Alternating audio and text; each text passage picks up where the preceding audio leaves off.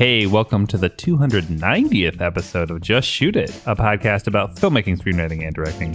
This episode is brought to you by patron Cal Barnes. I'm Matt Enlow. And I'm Oren Kaplan, and today, yet again, it is just Matt and me talking. This one's on me, you guys. I cannot stress enough how many guests we had kind of teed up and that we are just having trouble connecting with because everyone is crazy busy. Today, we were supposed to record with Kramer Morgenthau, who hopefully we still will record with. He's shooting this like Ryan Reynolds movie right now, so he has a crazy schedule. We have a crazy schedule. You have a movie premiering, all this life stuff. We have shoots and travels and all these things happening. And when we emailed and we're like, hey, you know, it looks like it's not going to work out schedule-wise. I saw that Kramer started following me on Instagram. So, oh, well, that's good. Yeah, it's congratulations, cool. buddy.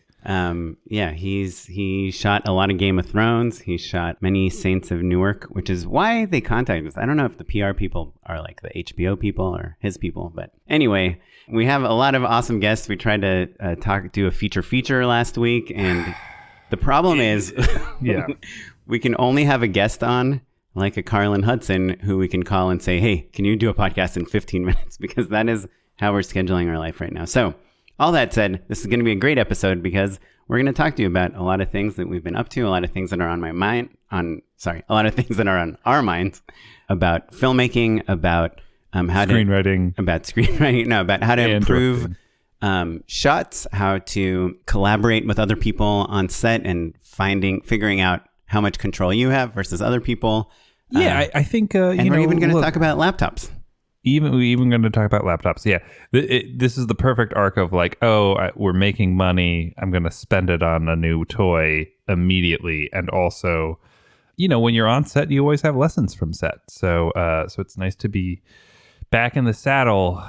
Boy, it's forgive me if I pass out halfway through this episode, guys. Oh, why are you tired? I'm sharp. I'm ready. Yeah. But before we get into all that, I want to tell people about a couple things. Number one is we have a Patreon page. Patreon.com/justshootitpod is where you would go to check it out. It's a place where you can, throw us $1, $4, whatever, $10 a month. If you give us $10, we'll send you a hat. We do owe a couple people hats. They're coming, I promise. Also, we will mention your name in the beginning of the episode. And again, it's patreon.com/justshootitpod. But one of the reasons I wanted to bring it up this early in the episode is because the last episode, I did this thing where I said, hey, I'm going to say the secret word at the very end of the episode. We're going to see if anyone actually listens to the end and emails us and mentions that secret word. We'll say their name. So we actually got a lot of people that emailed us and mentioned that word. The secret word was ProRes. By the way, as soon as the next episode airs, we are invalidating the previous episode because I can see how this will spiral out of control. So I'm going to mention a few people that managed to sneak in time and email us the word ProRes. And I'm going to do this at the beginning of the episode now, but moving forward, I will do this at the end of the episode because riveting. Because I know that it's going to take up a lot of time. So there will be another secret word at the end of this episode. Stay till the very end to find out what it is. Real quick, shout outs to our listeners. Dempsey Tapley. He has his website, homesickproductions.com. Check him out. Earl Martin, whose website is IamALittleAlien.com. And he said something really funny. He said that I was going to, in the last episode, I said, let's do the unimportant stuff first, like the shout outs to our listeners. And he said that I gave away the fact that I don't think our listeners are important. That is not true. Going to mention Bill Mann. He doesn't want to promote anything, but we love him anyway. Tony Gapastioni, longtime listener, also has his own production company, web podcast, all sorts of cool filmmaker tools. Bravemaker.com is his site. And then there's someone whose name is an incredible upcoming director, Lindsay St. Laurent. It's a long name, she says, but she's Canadian. So I guess that makes sense. We got Michael Sedge, producer living in Naples, Italy. We got Jamie Sadler. Last time I mentioned that he was trolling me on Instagram, he sent me a message immediately on Instagram making me feel bad about saying that. So I guess that's a self-fulfilling prophecy. Jamie. Yeah, well done, Jamie. He wanted me to shout about stacking dishwashers properly by genre. I have no idea what he's talking about. Stephanie Davis made the movie The Christmas Ride. It's on Amazon, Tubi, Plex, IMDb TV. Check it out. And Ale Zold, who's a listener from South America that has been listening also for a while he does the dishes. Just like you, Matt. He stole your move of listening to podcasts while you do the dishes. And finally, my dishwasher gets here the day after tomorrow. Matt is getting a new dishwasher. His whole life is changing. You were the dishwasher. I still will be. Anyway, final person, Daniel Talavera. Had nothing to plug, but I'm mentioning him anyway. Thanks, everyone, for writing. There will be another secret word at the end of this episode, and we'll mention your name. But, the way more reliable way to do this is to go to patreon.com/justshootitpod. Okay, done plugging things. Let's talk about fun film stuff. Where should we start? I think we start with the techie nerdy stuff, because I think that this will be a good framing device for the rest of the episode, or at least the rest of this show. So I think there are two types of filmmakers in the world. There are filmmakers who are avidly keeping track of the new toys, the new gear, the new cameras, the new laptops in the case of the new Mac announcements today. And then there are the people who... The filmmakers who text those people to ask what computer they should buy when the time comes. And I think Oren and I are two sides of that coin. Regular listeners could guess that Oren is keeping track of that stuff much more closely than I am. And I am aware of stuff coming out, but rely on my nerdiest friends to guide the way on the minutia of what I should be buying, basically. Yeah, that's right. I guess my first question is, do you think for our listeners, do you think it's important to have to be on Mac to work in Hollywood? Is that a thing still? So when we were coming up, it used to be essential. It used to be kind of like a little bit of a badge of honor too. It was like in the same way that when you showed up on set and you had like the little clip for your gloves because you knew you were going to be touching hot lights and stuff. It was just like, oh, I'm here. I know what I'm doing.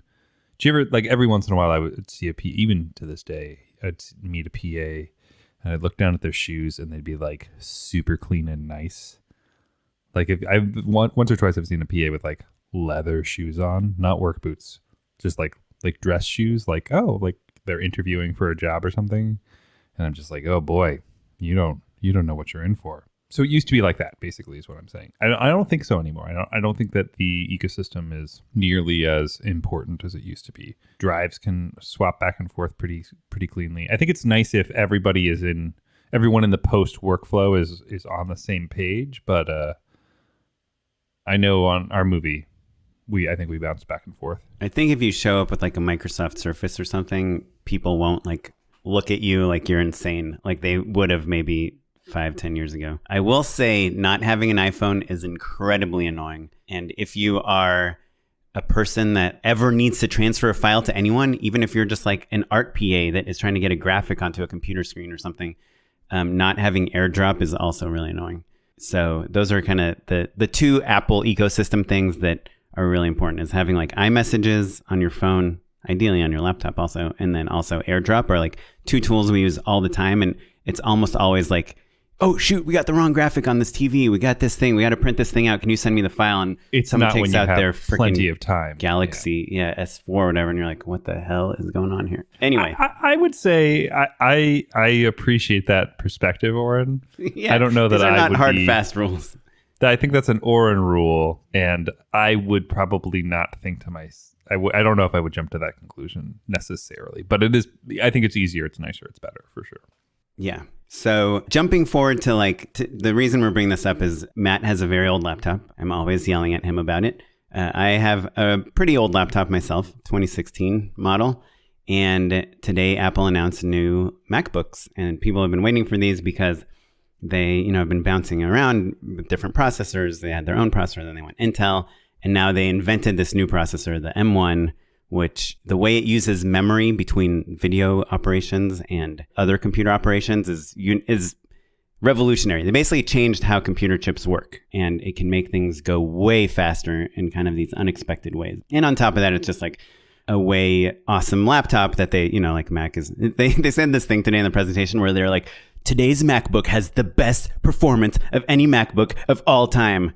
Which is like the dumbest thing, right? Because has any laptop ever come out that's worse than the one before? I don't know. Anyway, but so now there's a choice. You have to either get this M1 Air, which is kind of the affordable laptop that I'd say 9 out of 10 people working in Hollywood should get that one. I got one for my mom and one for my wife because they're so great. They run everything really fast. They're super light. They're really affordable, great battery life. But if you do anything that requires graphics or editing or maybe music, like expensive audio stuff, or even like photography or a lot of photoshopping or, graphic design, Illustrator, that type of stuff. Or just regularly working with giant files like 8K file, or giant images, things like that. Then I think it's worth considering the Pro models, the MacBook Pros, and the price range is really all over the place. Yeah. So this is really the sticking point, right? Is that like, I think there are users out there, yourself included, where it's like obvious you just need a supercomputer, right? You're doing 3D graphics, you're editing a ton, et cetera, et cetera. That's an easy answer. And then I think there are, people who are mostly just using their computer for the internet and some light word processing, but like don't open a ton of other programs, right? Most filmmakers, I think, either fall into your camp or mine. I'm kind of right around like the ceiling of, you're basically your word processing. Well, I mean, you did, most of the visual effects in your feature film, though. Like, right. So that's what I'm bringing up. And that's what's interesting. That's the real question, right? Like most of the time, Final Draft has got it covered. Editing this podcast, it still isn't an issue with. Honestly, my computer, if it had a bigger hard drive, would still be like chugging for probably a couple more years and be fine. And it's a mid 2014. But to Oren's point, I did a lot of the lightweight but still existent VFX for our movie. And so I guess that's the thing, is like prevailing knowledge would be like, yeah, get the best computer that you can because you want to future-proof it. You want to be able to let it run for as long as possible. But I'm sitting here going, well, dang, I made a movie with a 2014 laptop and those MacBook Airs are, 10 times better than this thing. What more power? Like, why do I need more power? If I can already drive 100 miles per hour and most people are just taking this thing to the grocery store, to use a car metaphor, like, as long as I can top out at 100 miles per hour, I don't need to go 300 miles per hour, whereas you do. So that's my question, basically. Right. So there's another trade-off, which is the MacBook Air is much more portable than the MacBook Pro. Not much more, but it's lighter and smaller. And that never, I mean, my MacBook is pretty heavy, and it's like... That's not part of your equation. Yeah, okay. Yeah, it's not a big deal. Like traveling, sometimes I'm like, oh God, I wish this were a little lighter, but I've got a backpack, it's fine. If you are the type of person that maybe carries a purse or doesn't like to carry a backpack, like my wife, the MacBook Air is like an awesome product. So yeah, so let's talk about the price differences real quick. And I don't want to spend too much time on this, but if you're a student, which it's pretty easy to be a student, you can get the kind of entry point MacBook Air for $899. If you're not a student, $999. $1,000. The MacBook Pro, if you even go to the lowest of the lowest, it starts at $2,000, exactly twice the price. And then if you look at the one that I want to get, it's like pretty much right around $4,000. It's a huge price difference, right? Like it's literally 4 times as much to get the most expensive one, but probably the one you're considering, which is the mid-level kind of MacBook Pro. But you want to get enough hard drive space. The problem with Apple is you can't upgrade anything. So you have to future-proof your stuff. So you're probably closer to $3,000 once tax and everything is taken into consideration. So do you want to pay 3 times as much for this better laptop? So the way I think about it, and I'm kind of making this up on the spot, so don't read too much into it, but I think a laptop like for work should last 4 years. And so 4 years is 48 months, right? So let's say you bought a $4,800 laptop, that's like you're spending $100 a month. And if you bought a $2,400 laptop, you're spending $50 a month. So if you look at those two numbers compared to like the other expenses you spend in your career, like what do you spend on your, say, Adobe Suite? Right. Monthly? So I have a subscription to this thing called Extreme Reach, which is like a place I pull images from, this commercial database. And I spend close to $50 a month on that, and it doesn't even come remotely close to being as valuable to me as my laptop. And of course I have the same philosophy with phones, but my phones, I think, is a 2-year cycle. So 24 months, if you're spending $1,200 on a phone, which sounds ridiculous, again, you're spending $50 a month on a phone, which is you're probably your most valuable tool as like a filmmaker, a human being, and part of society, right? So yeah, the iPhone 13 Pro, it's whatever. If you get it fully loaded, it's $1,500. It's an insane amount of money, but compared to like a $50 pair of jeans or something that pair of jeans is bad. Compared to a $50 like button down shirt that you wear like 4 times ever, you're just getting so much more value out of your iPhone, out of your MacBook. So that's kind of how I think of the numbers. And, I bought this PC during COVID. I was teaching myself Blender and 3D graphics, and I did a job for PPS, or Bill Mann and Deb Price, our friends. And part of getting, the job, we talk about this all the time, is making treatments and graphics and videos and whatever. We do whatever to prove to these people that they should hire us to direct their projects. And I did this commercial. It was like a pool game, like where like every time pool, not swimming pools. Every time the ball gets hit, it explodes into cash. And so as like part of my learning of Blender, I made these 3D like physics simulations of these balls exploding into cash to kind of show how I thought it should look and what should happen to the cash and how much cash there should be, whatever, all that stuff. It's like a lot. You used the expensive computer to get yourself a job. Yeah. So I spent $2,500 or something on that computer, maybe even a little bit more. And the job paid me a significantly more than that. So I had covered the computer. And when I was at the job, the people at the agency said, you know why we gave you the job? Because I was, competing against other people. They said, we really loved your animations, the things you made, the 3D renders. Of course, we ended up not doing any of that stuff for the final product. But still, that's how you get it. Yeah. And so so as soon as you can say, hey, I got this job because I took these amazing videos with my iPhone 13, and that job paid me $2,500. So now I just made like literally a profit of $1,000 over how much the iPhone cost me, or I got this job and I got however much money it is. So to me, there's permission. That's the permission to invest in technology. Now, cameras are a different thing, because you might spend like $5,000 on your Sony a7S III package and you use it 3 times, and you should have just rented, from a financial point of view. But there are certain things like laptops, like phones, like computers, that you use them so much to generate material that you use to pitch yourself, to write scripts, to do whatever, that sure, if all you use is Final Draft and you spent $1,000 on the computer, or $3,000 on your screenplay, but you still ended up selling the screenplay and getting the movie made, like that $2,000 difference isn't really, like, it's worth it, point. Yeah, that's not a bad point. So I try to not fret over those things, and I can tell you, Sorry, I know I'm going on a rant here, and I'm going to be done right now. I teed you up, to be fair. You did. But the thing that depresses me the most with technology ever is when I have to start deleting things because I'm out of space. When I'm like, oh, you can't record this video that will, of this thing that will only happen now because your disk space is full. You can't download this thing. You can't edit this project. You can't do this because you're out of drive space. So to me, as dumb as it sounds, like I try to get the phone with the most storage, the computer with the most storage, because literally the hours that you spend figuring out what to delete, you can make more money than, even if you made $20 an hour, or whatever, $12, whatever minimum wage is in California, $15 an hour. Like if you spend, 2 days trying to figure out trying to delete things, you could have spent that same amount of money on just getting twice as big of a drive. Yeah. So anyhow, that's a little bit of a glimpse into my philosophy. Food for thought. I think pretty solid. Things. Yeah.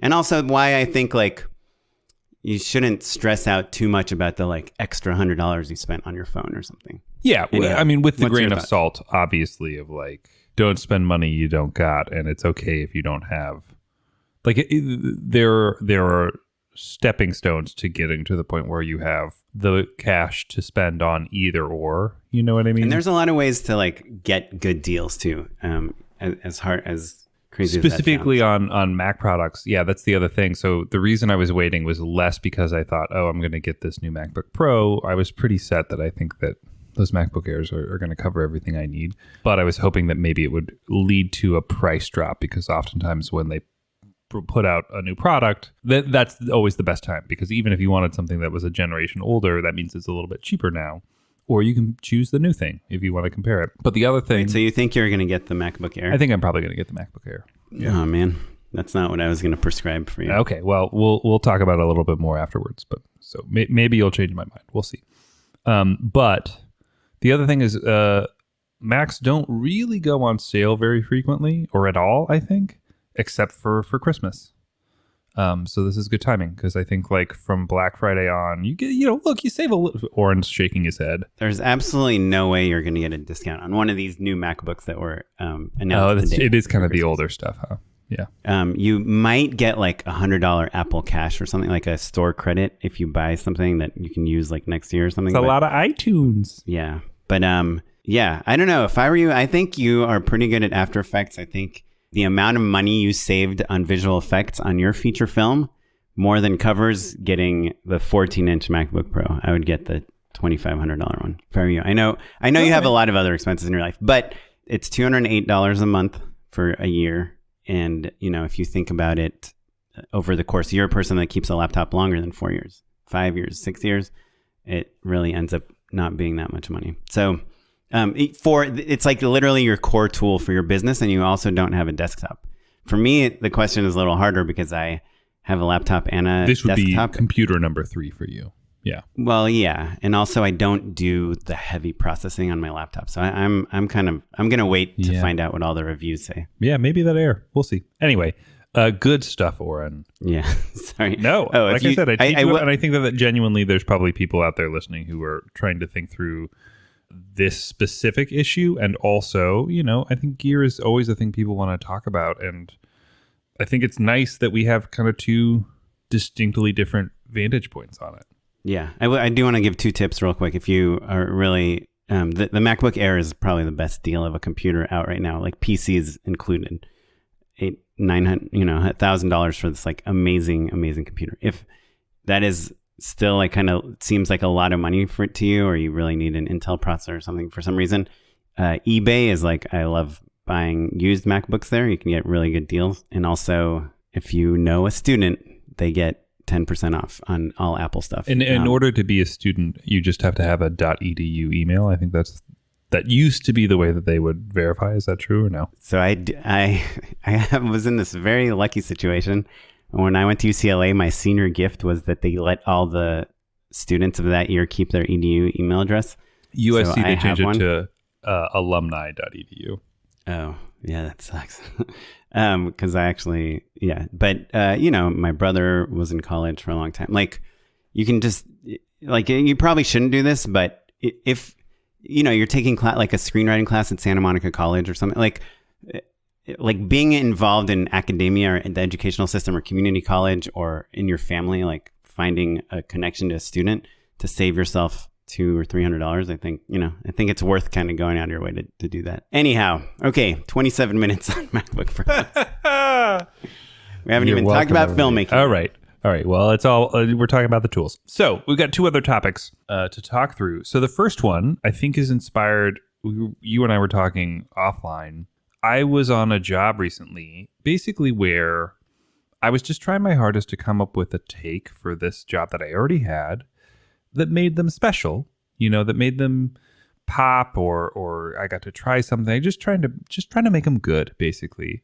And the assignment was not to make them bad, certainly, but was just to deliver the information I needed to deliver succinctly and make it nice looking and make it appealing. And there was no request from anyone to make it special in any specific way, basically. Right. Yeah, you had a very straightforward assignment, and they probably even said hey, it should look like this. Yeah, it was more just it just needed a refresh. It was and I think that probably people who shoot corporate videos or things like that, I think tend to be more purely informational, basically, where it shouldn't look sloppy, it shouldn't look unpolished, but it does not need to be stylized in any way. There's not a specific joke.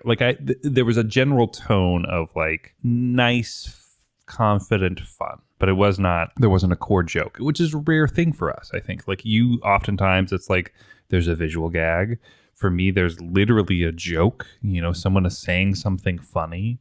It's all performance driven. And this had a level of performance, but it was again, informational. And so, I thought it was worth talking about because there is that thing in us. We talk about on the show all the time about how we get more work because our work is good.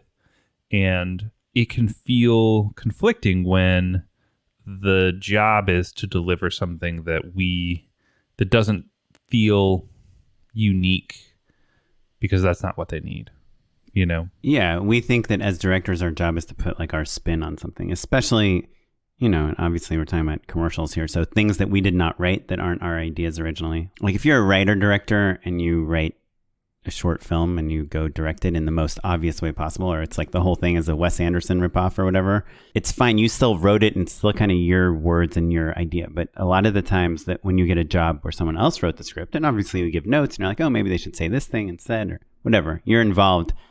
But as a director, there are a couple of things that you are in control of. You can choose where to put the camera. Hopefully you can interact with you 99 times out of 100 get to interact with the actors and tell them like how you think it should be performed or kind of guide them. And then you probably have a lot of input into the lighting, wardrobe, art direction. Though all of these things, sometimes even wardrobe, it's like you know, it's like we want them to wear the uniform of whatever, you know, the UPS uniform for this UPS commercial. And we want them to stand in front of this UPS building.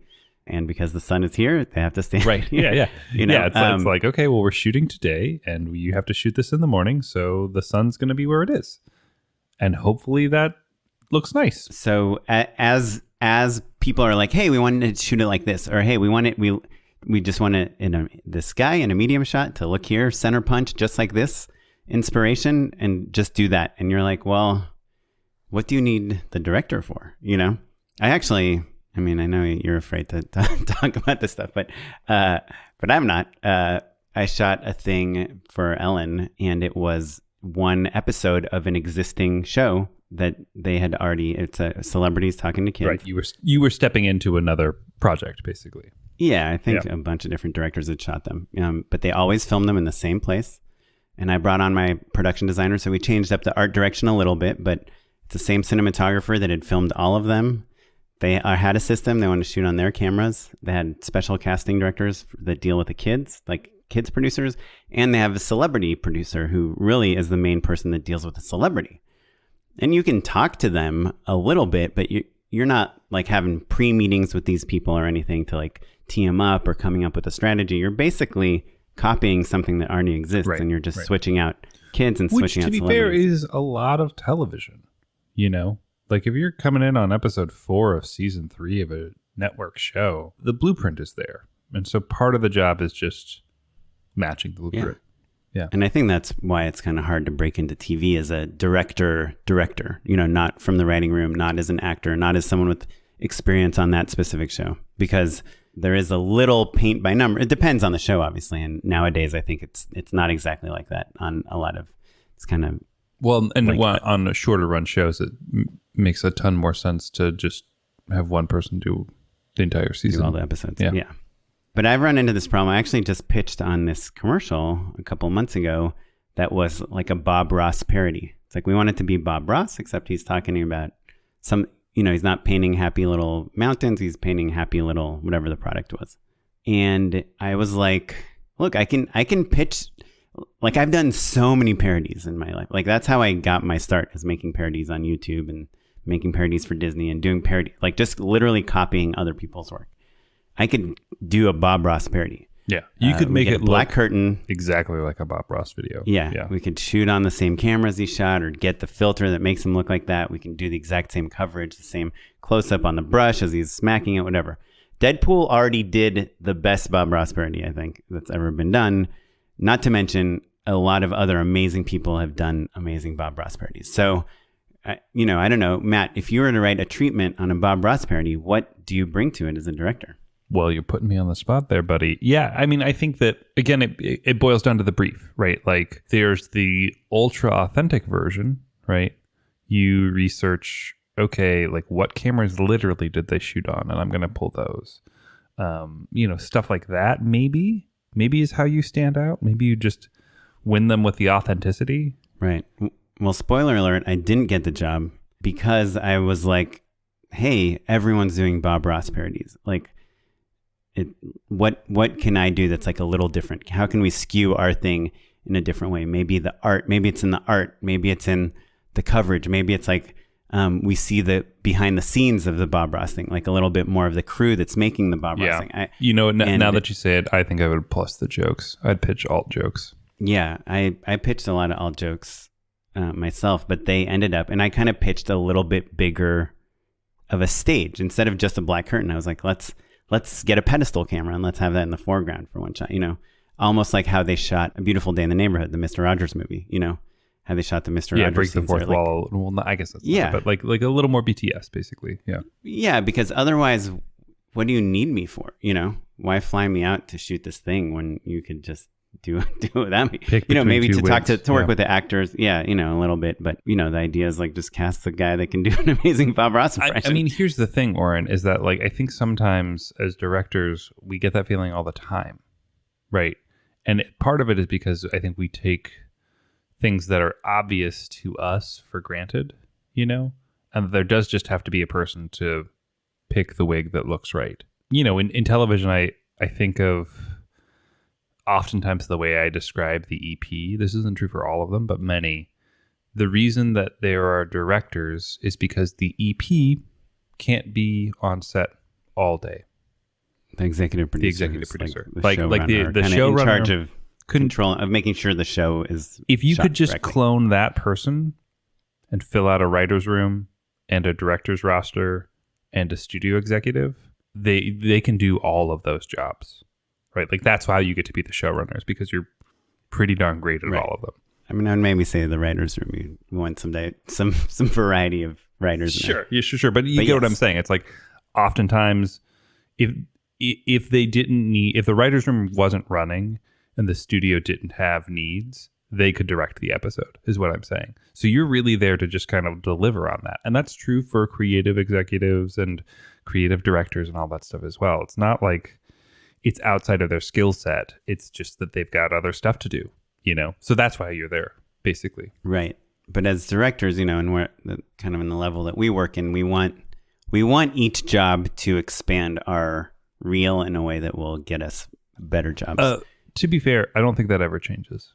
I think people at the top of their game are continuing to just do something. But that's why we don't want to do like a paint by numbers thing, like literally, because it won't add to that. And so I just gave an example of like something that I found incredibly difficult to pitch on because I didn't know what I could bring to it. But let's talk about some strategies of what are the things that you can bring, because this is kind of what we talked about a little bit. And I have an example that I can start off with. Yeah. Sorry, no. Yeah, go for it. I've been talking a lot. But I did this thing with Angela Kinsey a few years ago where it was for Keebler. It was a tiny, tiny budget. And the agency sent us the boards and they were like, we just want solid colored walls behind Angela Kinsey. We want her to sit in a wingback chair and to talk about these crackers. And then maybe we'll have a side table. They wanted it to be straight, basically, is what you're saying. Yeah. Just colored background, like pink background, green background, whatever, blue background. Or actually, it was just a pink background. Let's just choose one solid color, and that she's just going to sit on this chair in front of that thing. And so what do I get to do? I get to choose the chair. I get to like... punch up the performance to work with her on the jokes. Yeah. And they had everything like scripted, like we want confetti to pop after she says this. So there are a couple things that I added to that. And luckily, I had some flexibility. A lot of times you don't. But so the things I added was, first of all, we knew that there were some crackers and things that wanted to be in the scene. And so I thought it would be cool to have like hands, like tuxedo hands, bring them in and out of the frame, which they kind of allowed me to do. But I had to pitch them and show them an example to sell them on that. And luckily, because it was a SAG shoot, my wife played the hands, we got paid a little bit. By the way, if you're married to a SAG actor and they're like, well, we can't afford to bring another actor, you just say, well, just take it out of my rate and give it to them. The money ends up in the same place, but at least you get to do what you wanted. So that was one thing I did. The other thing I did was I added a dolly, like let's start in a close and let's pull out wide and let's do a little bit of coverage, which like I invented a little bit of blocking. Like what if she walks and sits in this chair, things like that, which they allowed me to do. And then the third thing I did is I went to EcoSet, this place we've talked about on the podcast before, because I thought like what other companies make these kind of awesome like monotone commercials. And I think probably one of the most famous ones is Target. All their commercials are just like red and white. And EcoSet is this company that takes Targets and Walmarts and all these old sets and they give them away for free. So I found an awesome wall that it was just an interestingly textured and shaped wall at EcoSet that we got for free, and we got to paint it that color. So again, these are small things, but they were like how I found out to plus it is like, let's make our plain wall in the background. It's still going to be all pink, but we're going to get interesting textures and patterns. Like there was a lattice on it. Let's, there's items in the script. Let's figure out how they enter and exit the frame in an interesting way. And this was a comedy too, so you get to have some fun with that stuff. And then let's figure out how we can move the camera in a way that's not distracting, that still delivers to the agency what they want, but also lets us have a little bit of fun with our actor. So yeah, those are some things. I think that's all of those things are great. And I think that sometimes people say they want something simple because they mean they don't want to distract from the messaging, right? And all of the things that you did enhanced the messaging, right? And that also sometimes it's easy for people to confuse our egos with the goals of the product, right? Like those bad directors, those are in conflict, right? Like when we're talking about commercials specifically, there are directors out there that just want a hella cool spot on their reel, and they don't care if it pushes into something totally weird, and they burn bridges, and who cares, whatever that happens. But even in music videos and narrative stuff, like if the director is doing things that are not supporting the story, right, exactly. Whether the story is like buy Heinz ketchup or it's a Post Malone music video or, that you're shooting. To be fair though, commercials, the story is rarely buy Heinz ketchup. The story is I had no idea how good Heinz ketchup is, which is different. Do you know what I mean? And I do think the product matters because I was doing Keebler crackers. Like everyone knows what they are. If you're doing a product where you need to teach people, introducing people what it is, you need to be even simpler in the filmmaking to let the instructions, come out. Like I have a shoot tomorrow for a product. It's from Amazon, but it's a product no one's heard of and nobody knows what it is. And so we have to spend a lot of our screen time just explaining to people literally and saying this product does this. It's not just a value proposition, it's instructional. Yeah, that's interesting. Well, so that brings up, I think, the main strategy that I have, and that's that oftentimes a lot of directing is just educating people, right? Like you're reading between the lines, like why do they say they want it to be simple? Is it because they're afraid I'm going to go off the rails with it? Is it they're afraid it's going to be too expensive? Is it that they're afraid that, it's going to be distracting? I think those would be reasonable fears for all of the different things all of your tips that you just outlined. But all of them also, camera movement can focus a message, right? You can find cheap, visually interesting things that keep people paying attention for longer. Things like that sometimes people just underestimate. And so a lot of the time that you spend in scouting, in building pitch presentations, building the PPM deck, like basically the final presentation, all of those client calls, all of that stuff, those are opportunities for you to broaden the perspective of the various people working with you, and also learn more about what they really want, what they're really hoping for, what they're really afraid of.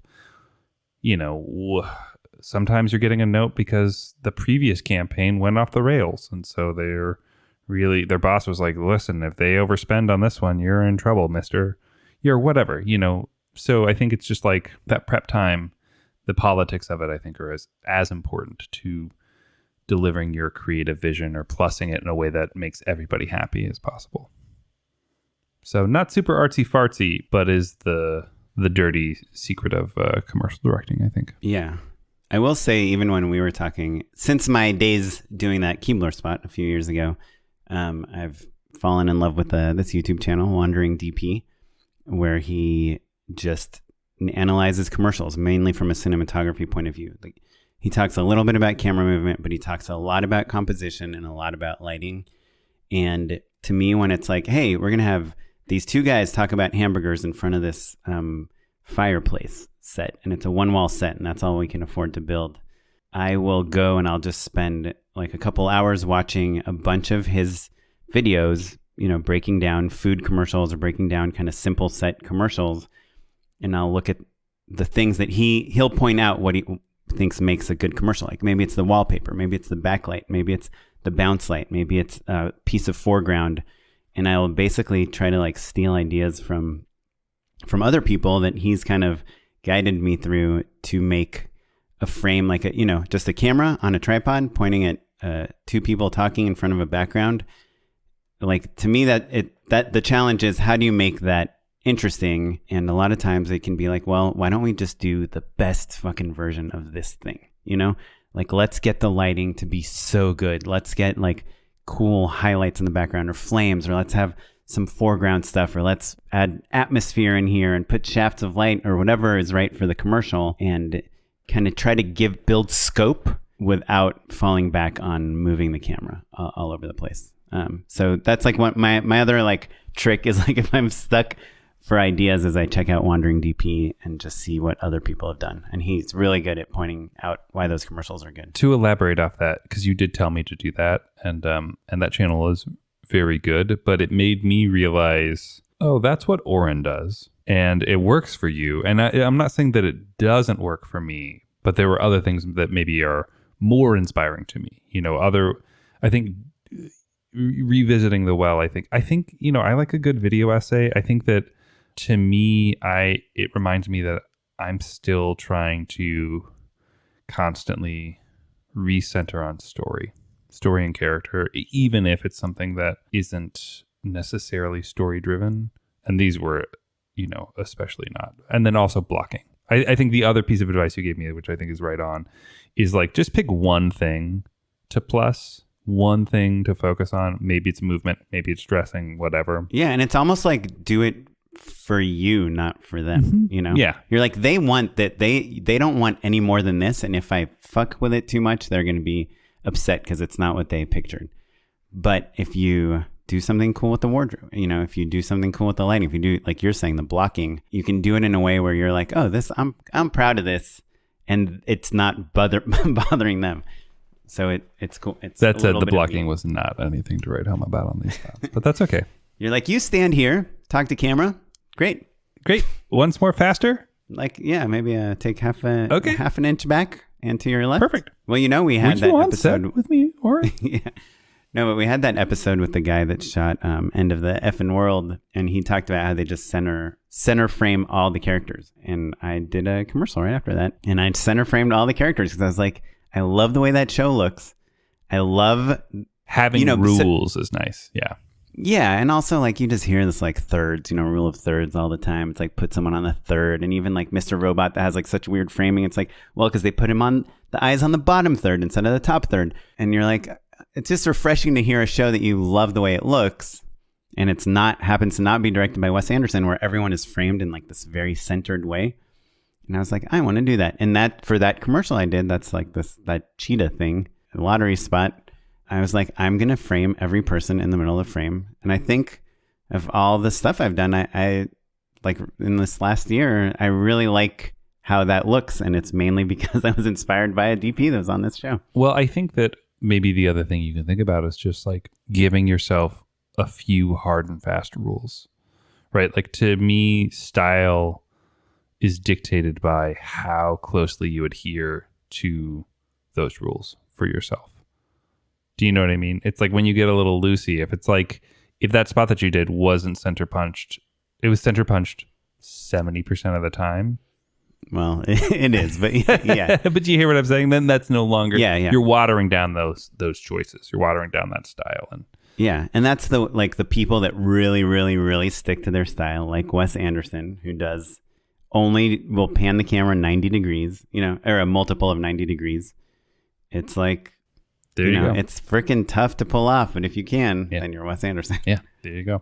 Well, great. So yeah, if you guys have ideas of like how to punch up or improve a shot that really doesn't need any improving, what do you do? Like, how do you, I'd love to hear from people how they put their own stamp on things, or how they even think about figuring out what their stamp is, especially on short form stuff and things that they didn't write themselves. Let us know. justshootitpod@gmail.com. Okay, our final topic. Final topic. This will be a quick one. Yeah. I was thinking about this most recent job, and I was with a crew of people I hadn't worked with before. I was an out-of-town crew. I was shooting in Nashville. Everyone knew each other better than me. And there were moments, I feel like, you know, the train would maybe start to run away from you a little bit.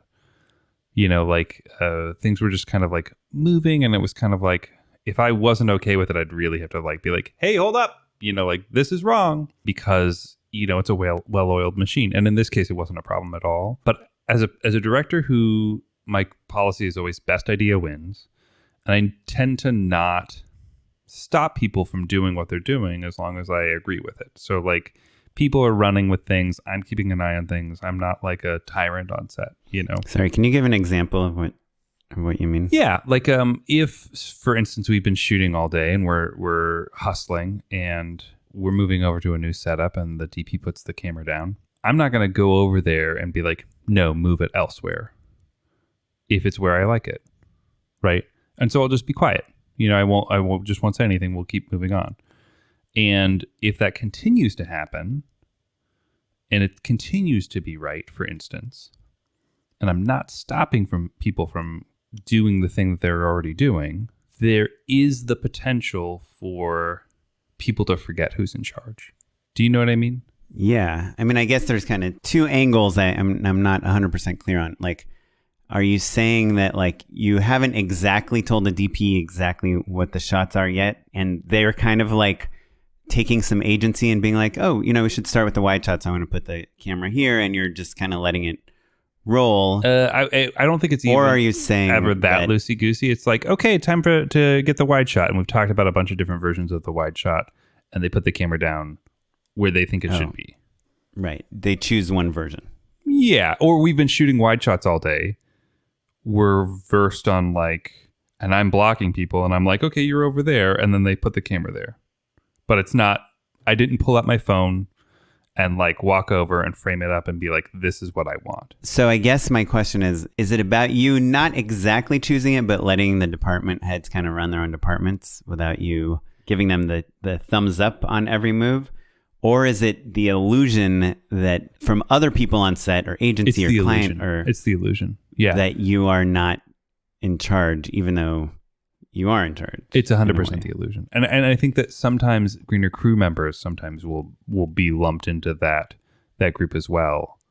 I always, without a doubt, will stop things as soon as I realize that I don't like it, even if it's inconvenient, even if we're in the middle of a take. I'll call cut and change things. I don't ever let things move forward if they're not right. But if they are right, I don't need to walk over and take credit for the decision. Do you know what I mean? I mean, yeah, I guess. I don't know what right and not right is. Like, or rather what I like. You know what I mean? Like, obviously, like, just matching the plan, matching the aesthetic that I'm aiming for, right on those terms, basically. According to plan, perhaps, is maybe a better way of saying it. Yeah. So the illusion thing, it doesn't bother me. I find it kind of funny. This is going to sound so vain or like petty. It bothers me if I work with like a famous actor and then they don't have any idea who I am, even though I was directing them all day, because there's so many handlers and so many other people, and the DP is telling them to take a step to the left and the AD is telling them to, you know, go do this thing. And I'm just like one of like a chorus of voices, and then I see them again somewhere and they don't really remember who I am or something, you know?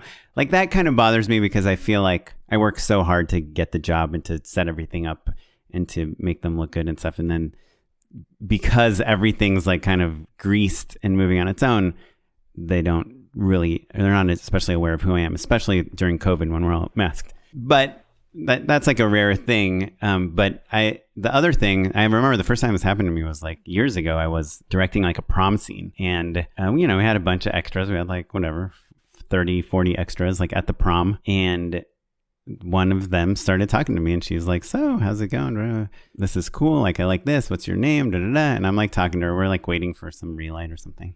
And she's like, so, what do you do on set? It was like, and this was like maybe 6 hours into the shoot, and where we had all these extras and props. And like, well, I'm the director. It's like, oh, really? I didn't know that. I'm like, you didn't see that I'm like telling everyone where to go and telling. She's like, oh, I didn't know. I thought the guy behind the camera maybe was a director. I don't know. I don't know what a director is. This person's telling me to stand here. Yeah, 100%. So that was kind of the first time it happened to me in like an odd way, and I was like, oh, I guess most people don't really know what the director does. And it didn't really bother me. I thought it was kind of funny. But yeah, I could see like the situation where you're doing like a 3-day shoot out of town and you are like the new kid and everyone is kind of like moving and they're not really waiting for you to give the thumbs up. And I'm like, not the sort of person that wants for them to wait. But I guess that does sort of create a circumstance where if somebody does overstep their authority, like when you said, oh, like having the DP, tell the actor to take 2 steps to the left, that happens all the time, and I'm never bothered by it. But, you do that enough times and then all of a sudden, the actor is asking the DP, oh, should I take 2 steps to the left or 2 steps to the right? And if they say to the left and I wanted them to go to the right, that makes it awkward. Do you know what I mean? Yeah. And you just say, camera right. Yeah, exactly. There you go. Good move. But you know what? I guess it's this funny thing of like, I take pride in like wanting my department heads to have agency, to move forward. I'll stop them or slow them down if we're doing something that, isn't something that I think is right for the project. But yeah, it's, you don't want to be dismissed. And also, that they have more friends on set, like that the whole camera grip electric department is like looking at the DP to set a, what it is? It's more like art department. I think sometimes it's like I would hate for there to be a circumstance where someone asks the DP and not me a question they should ask me. Right. Do you know what I mean? Like That's a good example. You went from Starbucks? Yeah, exactly. Like, I'm right here. Why did the whole camera crew get a coffee and I didn't? Yeah. Well, so there's this famous... Has that stuff ever happened to you? I guess like... Yeah, all the time. But there's this famous Kubrick story, I think on one of his earlier movies, that I'm sure most listeners here know the story even better than I'm going to tell it, but something to the effect of he wanted the camera to track an actor, and he was like, let's put it on the 32 mm lens. Let's put the track over here, and we're going to follow this actor. And he comes back after they're done setting up, and he's like, oh, you're on the 50 millimeter lens, and the dolly track is farther away. And the DP says to Stanley Kubrick, he's like, yeah, it's, there's this pole in the way here, so we move the track over here, we put the longer lens, it's the same shot, don't worry. And he instantly fired the cinematographer because the cinematographer was telling him that being on a 50 farther away is the exact same thing as being on a 32 closer up, and it's not true, but it effectively could be kind of he meant similar. Like, oh, it's the same size framing, basically. Right. Yeah. So it's like the person who's supposed to be the expert at lenses is like telling you something that's slightly wrong. Kind of wrong. Yeah. But 2, it's the DP saying, hey, we're the crew. We're doing all this stuff. This thing was in the way. We took some agency. We made it work. We made what you asked for us to do work in our way. And he was like, no, this is my movie. We need to do it my way. And so I think on a smaller scale, I don't think I've fired people for things like that. But yeah, I've definitely been on sets, especially out of town, where I know that because I was talking to someone and I wasn't paying attention to how things were set up, it wasn't how I would want them to be set up. And I have to weigh whether I want to make enemies of everyone on set and have them change things, or whether I should just be like, it's good enough and shoot it that way. And unfortunately, I have definitely said to myself, it's good enough many times. That's not exactly where I would have put it, but where the camera or how I would have lit it, but it looks good. Or sometimes I'll say to the DP, I'll be like, hey, I guess I thought like this was going to be kind of more of a backlit shot. Like, is there any way that we can like bring down the light, the front light, and kind of up the backlight, or move the camera a little bit? Like, if it's like a 5-minute thing, let's do it. If it's like a half-hour thing, let's not do it. I kind of try to be like aware that we're in a rush, and that they took some agency and that they should keep doing that, but also that I'm slightly unhappy with it, And so that maybe in this setup, we'll go with what they did, but in the next setup, maybe they'll know to like, just double check with me before they have the whole crew do this whole thing, you know? You know what? Another thing that it was so funny. But I'm not proud of that. I would much rather be like a perfectionist, you know? Yeah. And I'm kind of describing the opposite where, you know, there would be things where I'd have to undo some of their work sometimes. You know, this team was really good. And so like, I'd be kind of like roughing and blocking and then realize like, oh, they just lit it while I was doing that. And I am not happy with the shot yet. So now you guys have to take all of this down and move it over. And like, if you just asked like, are we ready sometimes to go? It's not even you, right? Sometimes the agency will come over and they'll be like, oh, yeah, they shouldn't be picking this thing up. Like they should be picking this thing up instead, which is on the other side of the new deal. Yeah. And that could happen too. And sometimes it was like, guys, if you just count to 10, just get on your phones for a second. Let me get this right. Then jump into action. We'll all be better off. Yeah. Have you been in a situation where like the gaffer or something is like lighting something and then they like some grip or someone comes with a shiny bounce and they put it underneath the face and they're like, oh yeah. And they like high five each other. That looks so good. And you're like, that looked better with that. Yeah. And it's like I had you have to undo high fives. I had like a gaffer once like come over to me and be like, do I know how to light or what? And I was like, yeah, looks great. And it was not anything to write home about at all. You know what I mean? Yeah.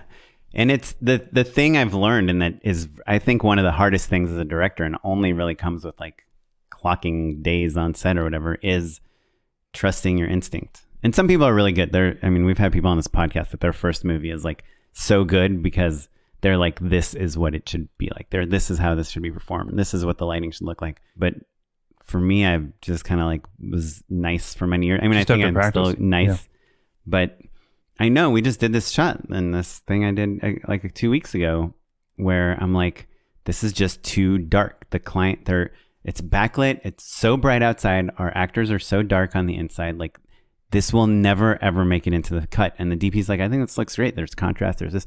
And then the key grip says that. The camera operator's like, yeah, I think this is cool. And I'm like, it is a great shot. It looks awesome. It would be great in a freaking David Fincher film. But we are shooting a tourism commercial and this does not look like anything else we shot, you know? Yeah. And the lighting of it all is a really tricky thing in particular because so much is taste and like they don't know what the brief is. Most of the time people are there, maybe they paid attention to the tech scout to really getting a sense of the tone, but otherwise you're kind of just like hoping that they get it or that you have the technical skill to tell them how to get it, basically. And that's what the DP's for. But like, you know, on these short jobs, sometimes it takes a little bit of time to like get to know each other and really like figure out how to communicate. And you're leaning on them, you know? Yeah. And you should never be afraid to say that something looks weird to you. Yeah. Because a lot of times you'll be like, well, oh, they're telling you it's fine and not to worry about it. Oh, it's 8K or it's this. Oh, it's like, this is one of the most annoying things that every fucking DP and camera assistant do in the world is when you tell them that something looks too dark, is they come to your freaking monitor and they turn the brightness up. Yeah, and you're like, no, and it's so infuriating. I'm like, I've been looking at this monitor all day. I know that this is darker than everything else we shot. And it's not good because it's darker than everything else we shot.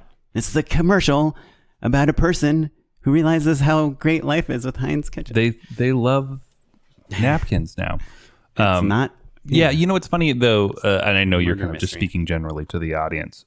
My problem is I never have a problem telling people I don't like something and that I want to fix it. My problem, I think the thing that makes me feel weird is that I am quiet and observing everything. And because of their agency, sometimes I feel like people are like, well, he didn't do anything. Do you know what I mean? Or like, I'll say this. I once had a DP I heard get back to me, said that like he basically directed a spot I did. And I was like, dude, you don't know what a director does. Did you hire this DP or were they assigned to you? They were assigned to me. Oh. Okay. And I That's very much like working with that DP, but it was just like, I was like, yeah, dude, you're just framing a 2-shot. I said 2-shot, you know where the blocking is. I'll tell you to change it. To me, that if a DP said, basically directed that, I'm just saying this, I'm sure it's not true, but I feel like I'd be kind of proud. I feel like they'd be like, oh, this is a good spot. That's why I'm taking credit for it. Yeah, like how the opposite is when you shoot something and you work so hard and you're like, this is awesome, you're so great. Then you go to their website and that's like nowhere to be seen. You're like, you jerk. You didn't think this was good. Didn't make you have 30 spots on here. It didn't make your top 30, for crying out loud. Anyhow, those are the DPs, same. Those are the same DPs that when you try to pitch them, no one at the agency likes their website. Right. I'm just saying, not a coincidence. Yeah. Well, anyway, we'd love to hear your stories. Please let us know how annoyed you are that we only talk to each other nowadays without any guests. You guys were working on it. Everyone. Talk about lack of variety and viewpoints. Oh boy. But email us, justshootitpod@gmail.com. Just email us to tell us that you have nothing to tell us. Or let us know about your control issues on set. Do you like being the director and getting credit for being the director, or do you get more joy from just watching all the people and department heads kind of doing things without you having to tell them what to do? Just cool. Let us know, justshootitpod@gmail.com. Now, Matt, before we finish this episode, I was wondering if you would be down to endorse some things for free with me. Unpaid endorsements. So my unpaid endorsement is a clip from That Mitchell and Webb Look, which is a British show, and the clip is called... The show is called That Mitchell and Webb Look? Mm-hmm. Yep. What a horrible name for a show. Yeah, it's a little confusing. I don't know the show well enough. I'm sure plenty of Anglophiles will be like, oh my God, that's my bloody favorite show. But yeah, That Mitchell and Webb Look, and the clip is called Not This, But... And it's basically about a writer and his agent kind of pitching ideas back and forth, and is a version of people giving the bad pitch, basically, which is a thing that in writer's room you deal with all the time, where it'll be like, Oren, it's not this, but what if you quit the podcast? Not that, but like just replace yourself, but a different version of that. Play with it. And I was in a room working on some spots, and they sent this around. And I thought, well, I maybe had just done a bad pitch, but which I still think is actually a very good way to keep a conversation moving. Yeah, this is the bad version. Yeah. But it's like, he opens a box and there's a bomb in it. I'll tell you what, man, I am stylistically learning a lot about myself in the room. I'll just pitch clunkers nonstop. Just because I'm trying to just move the conversation forward, inspire something in someone else, refine what I'm trying to say. And that's a different style than some people just like hold their cards and then say 2 super funny things a day. And I'm a team player, man. Anyway, so That Mitchell and Webb Look, Not This, But. Okay, so my first endorsement is not that. It's called 10-Minute Email. Do you know about that? 10minutemail.com. It's, when you like are trying to download some plugin or fill out some form or get access to some free PDF or something, and they're like, put in your email address, and we'll send you a link to it.